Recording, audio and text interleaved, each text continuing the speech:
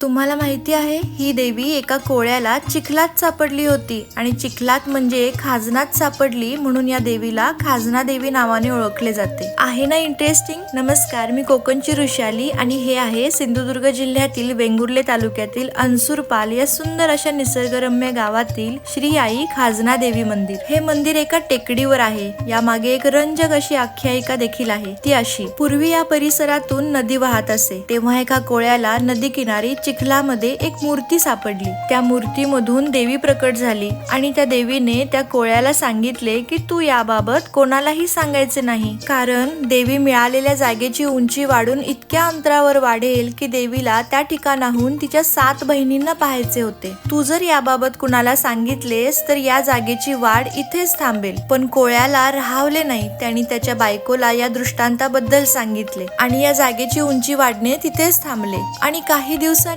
तो कोळी मरण पावला. जर कोळ्याने कुणाला सांगितले नसते तर इथे कदाचित आज टेकडी ऐवजी उंच डोंगर असता. या मंदिराच्या आजूबाजूचा परिसर खूप सुंदर आहे. नक्की या ठिकाणाला भेट द्या आणि कोकणातील अशाच इंटरेस्टिंग गोष्टींसाठी मला फॉलो करायला विसरू नका.